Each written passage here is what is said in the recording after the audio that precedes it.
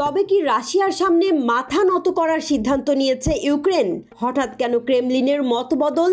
পশ্চিমারা কি তবে সহযোগিতার হাত সরিয়ে নিয়েছে?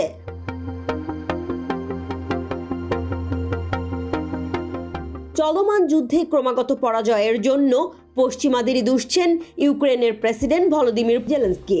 পূর্ব ইউক্রেনে পোকরোভস্ক শহরে তুমুল গোলাবর্ষণ করেছে রুশ বাহিনী।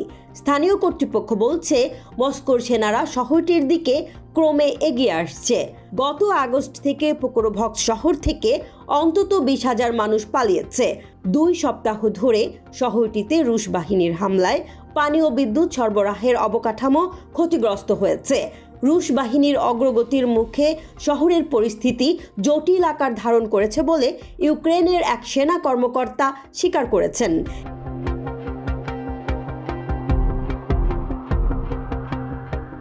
এমন পরিস্থিতিতেই জেলেনস্কি স্বীকার করলেন পূর্ব ইউক্রেনে পরিস্থিতি ভয়াবহ। তিনি জানিয়েছেন পোকরোভস্কের দখল নিতে শুরু করেছে রাশিয়া। সিএনএনকে দেয়া সাক্ষাৎকারে জেলেনস্কি বর্ণনা করেছেন ব্রিগেডের অর্ধেকেরই প্রয়োজনীয় অস্ত্র নেই। তিনি জানিয়েছেন ইউক্রেনীয় সেনারা সমরযান কামানের অভাবে ভুগছে।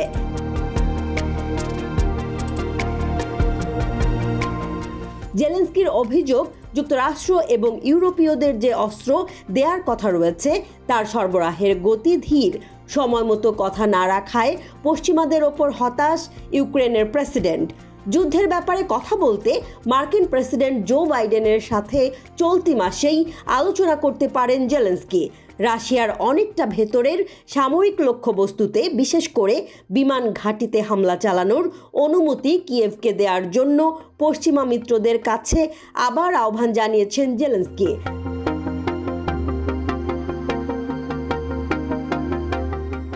তার মতে শুধু একটি পদ্ধতিগত সমাধানের মাধ্যমে এই রাশিয়াকে প্রতিরোধ করা সম্ভব, আর তা হলো রাশিয়ার সামরিক বিমান ঘাঁটিগুলোতে দূরপাল্লার ক্ষেপণাস্ত্র দিয়ে হামলা। ইউক্রেন, যুক্তরাষ্ট্র, যুক্তরাজ্য, ফ্রান্স, জার্মানি, ইতালির কাছ থেকে যথাযথ সিদ্ধান্তের অপেক্ষায় রয়েছে। পশ্চিমা অস্ত্র ব্যবহার করে রাশিয়ার গভীরে হামলা করার অধিকার ইউক্রেনের রয়েছে বলে মন্তব্য করেছেন ন্যাটোর এক সিনিয়র সামরিক কর্মকর্তা। তিনি বলেছেন সশস্ত্র সংঘাতের আইন একটি জাতিকে আত্মরক্ষার অধিকার দিয়েছে, তবে সেটি শুধু সীমান্তেই সীমাবদ্ধ নয়।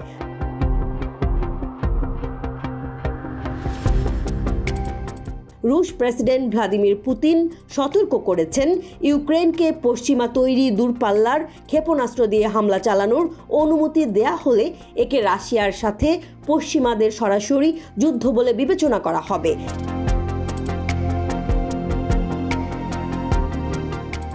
এদিকে রাশিয়া দাবি করেছে তাদের বাহিনী ইউক্রেনের কুরস্ক অঞ্চলের 2টি গ্রাম উসপেনোভকা এবং বোরকি পুনরুদ্ধার করেছে। এটি ইউক্রেনের বাহিনীর সঙ্গে চলমান সংঘর্ষের একটি নতুন মোড় হিসেবে বিবেচিত হচ্ছে। গত 6 আগস্ট থেকে এই অঞ্চলে তীব্র লড়াই চলছে, যখন ইউক্রেনের বাহিনী রাশিয়ার মাটিতে বড় ধরনের আক্রমণ শুরু করে। সিনিয়র রাশিয়ান কমান্ডাররা বলছেন তারা 10টি গ্রাম পুনরুদ্ধার করেছেন, কিন্তু রয়টার্স এই তথ্যের সত্যতা যাচাই করতে পারেনি।